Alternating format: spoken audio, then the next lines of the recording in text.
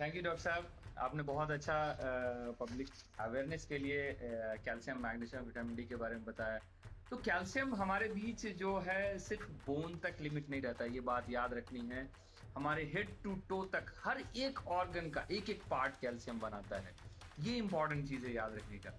और जो जहाँ तक मतलब सप्लीमेंटेशन की बात मैडम ने की, तो आप सप्लीमेंटेशन नेचुरल फॉर्म में भी यूज़ कर सकते हैं और केमिकल फॉर्म में भी यूज़ कर सकते हैं। नेचुरल फॉर्म में आपको बहुत सारा जो फूड है या फूड सप्लीमेंट्स है वो अवेलेबल है। जैसे कैल्शियम अवेलेबल है, मिल्क्स में है, ग्रीन लीफी वेजिटेबल्स में है, आलमंड हम लोग खाते हैं उसमें है।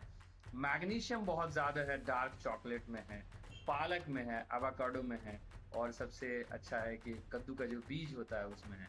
एक विटामिन डी के बारे में मैडम ने बताया कि विटामिन डी है, जैसे अंडे का जो मतलब यॉक होता है, एग यॉक उसमें पाया जाता है, दूध में या दूध का जो जितना प्रोडक्ट रहता है उसमें पाया जाता है।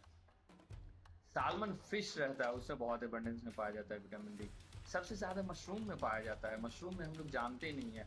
मशरूम बनाने का एक नया तरीका आपको बताते हैं जिसकी वजह से आपके जो डाइट में है विटामिन डी की डिफिशियंसी ऑलमोस्ट नहीं रहेगी। आप विटामिन डी की डिफिशियंसी को नेचुरल फॉर्म में पूरा कर सकते हैं।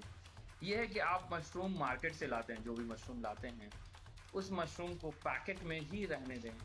3 दिन आप उसको धूप में सुखाएँ, फिर आप खाएँ, उसमें विटामिन डी का अमाउंट बहुत ज़्यादा बढ़ जाएगा। ये याद रखने की चीज़ है।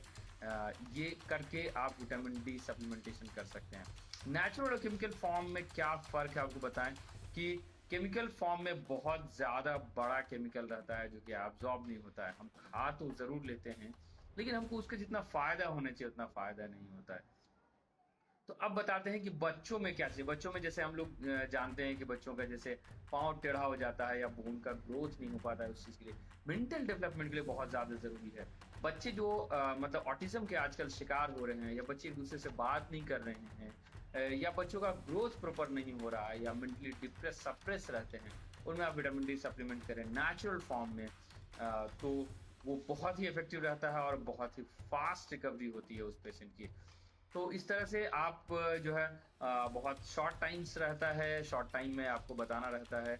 आपको इस सब्जेक्ट में जो भी चीज़ प्रॉब्लम होगा, आप हमसे बातें करेंगे, हमसे रूबरू करेंगे, हमें कमेंट सेक्शन में देंगे। हम कोशिश करेंगे आपके जवाब आपके मन के जवाब को पूरा करने का और कोशिश करेंगे कि आपको ये चीज़ें फुलफ़िल करें। नेचुरल फॉर्म में कोई भी चीज़ लें, इसके लिए बेस्ट सोर्स है कि आप फ्रूट्स यूज़ करना शुरू करें।